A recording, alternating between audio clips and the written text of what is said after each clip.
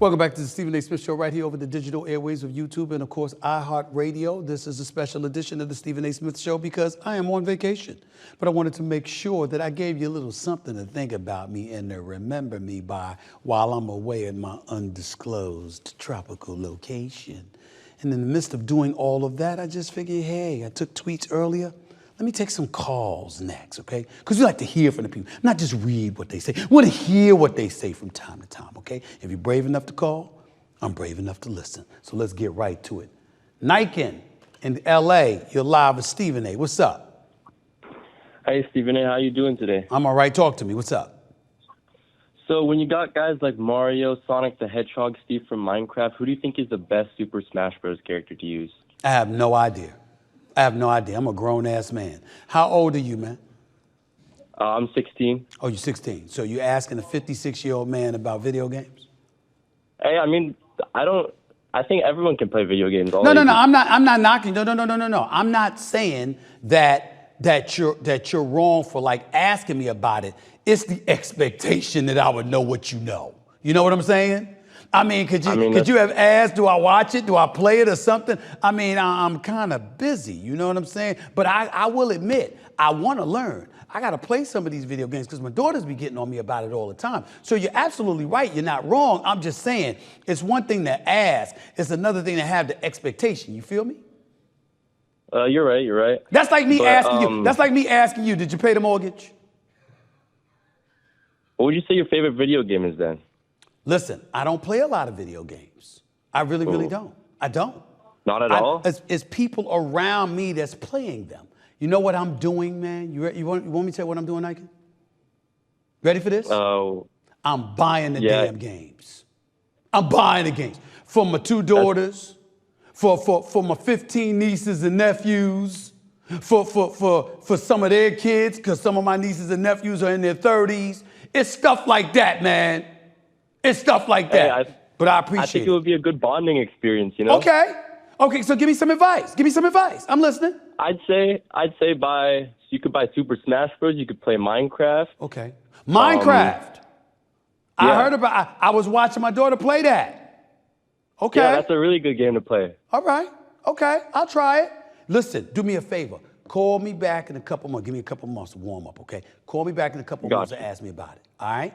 Yeah, I got you. I'm gonna go get it, and you deserve the credit for it. I'm gonna get it just because you told me to. It better not be no whack ass game now. Yeah. Thank you. It better be fun. I better not. Yeah, I'm telling you right now. I better have a good time doing it. Yeah, you'd have a great time playing like Super Smash Bros. or Minecraft. Okay. Is what I'd say. Okay. All right. I'm gonna take your word for it. All right. Thanks a lot, man. Appreciate the love. Caleb in New York, you're live with Stephen A. Talk to me. Hey, Stephen A. How you doing? I'm doing all right. Thank you for calling. What's up? Yeah, I have a food question for you. You ready? I'm listening. All right. If you could have one but never have the other, are you picking steak or fried chicken? But never have the other? You never have the other. Like if I eat one, I have to sacrifice the other forever? Yes.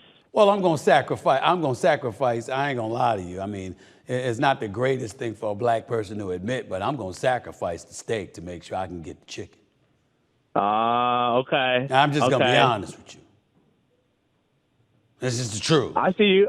I hear you. I mean, we ain't going to be phony on this show. I eat steak a lot, but that's because I need the protein and I'm trying to put on weight because I got in shape and stuff like that. But I lost a lot of body fat. You understand? And now I'm trying to put on some pounds, okay?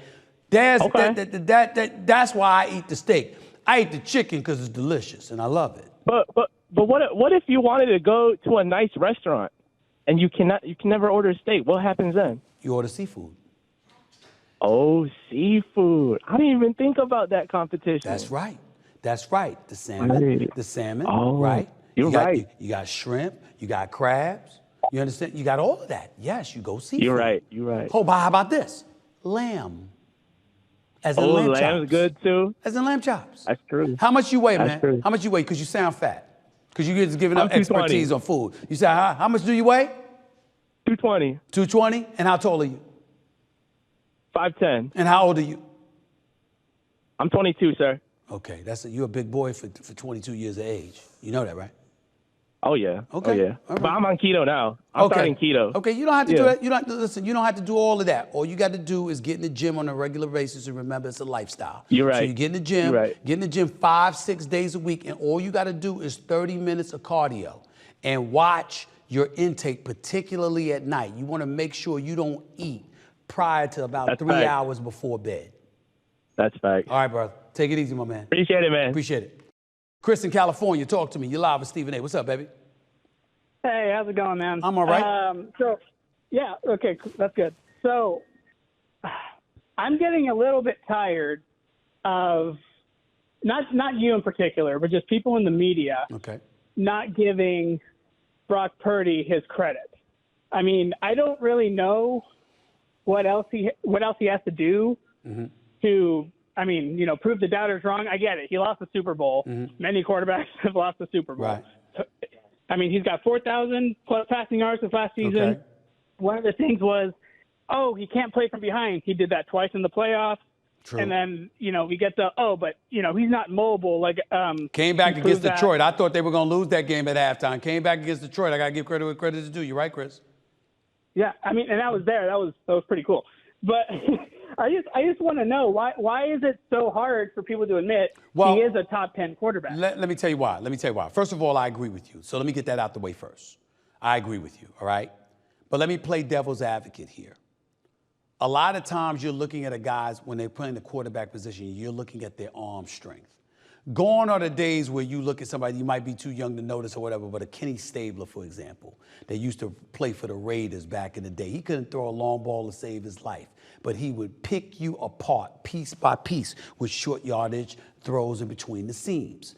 Brock Purdy is an efficient quarterback, very efficient, I might add, master Kyle Shanahan's system, not to mention the fact that, again, he has shown up and he has won. He has proven to be better than Jimmy Garoppolo. He has proven to be, at least at this point, better than Trey Lance. He's proven to be better than a plethora of others, anybody that has been coached under Kyle Shanahan outside of Matt Ryan when he was the offensive coordinator in Atlanta and Matt Ryan was his quarterback. But here's the problem, Chris. When you're looking at arm strength, right, and you see that something is lacking, and then you take into account that you can dink and dunk the ball to a Christian McCaffrey, to a Deebo Samuel, to a lesser degree to a Brandon Ayuk, and of course George Kittle. Those plethora of weapons forces you to look at the team and say, damn, he got a lot to work with. A lot of other quarterbacks didn't have that. When we saw C.J. Stroud making noise last year, okay, he had Tank Dell as his wide receiver. So you look at things and you say to yourself, guys that can fling the ball or what have you, even Tua Tagovailoa got more credit. Why? Because Tua Tagovailoa can throw the long ball. And in our eyes, we think throwing the long ball shows that you're a legit quarterback. But you're right. Brock Purdy needs to be appreciated more. But I do understand the reservations because what you're asking is that if he had the receivers that Patrick Mahomes had last year that was dropping damn near every pass he threw, and all he really had to rely upon was Travis Kelce, would Brock Purdy have been as good as he was? That's how you have people judging you, and you got to understand that.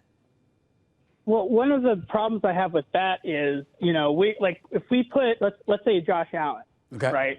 I mean, he has Stephon Diggs, right? And he has weapons, but we still keep him at he's an elite quarterback. Well, let me tell you why. I got to get ready to go, but let me tell you why. Because we saw him in that AFC Championship game perform at a very elite level against Patrick Mahomes. That's number one. Number two, he's a stud. He's 6'6", 6'7". He's running over opponents. He's throwing, scrambling outside of the pocket, throwing off balance, doing a lot of things that show you his athleticism and his greatness is supreme to most others. That's the issue. When we see Brock Purdy, we know how efficient he is, but we also believe that he's incredibly protected by a guy by the name of Kyle Shanahan, who's considered one of the greatest offensive minds in football and does an incredible job of protecting his quarterback. So those are things you can't ignore either. But again, you do have a good point in terms of asking a legitimate bona fide question, and I can't deny that. Appreciate the love, Chris. Thank you so much. Keep it coming. Brendan in Arizona, you're live with Stephen A. How are you? I'm fantastic. How are you? I'm all right. Talk to me. You're live with your boy, Stephen A. What's up? What's up? So, obviously, I don't know if you saw, you probably did, Tom Thibodeau was extended 3 years with Yes, the Knicks. I did.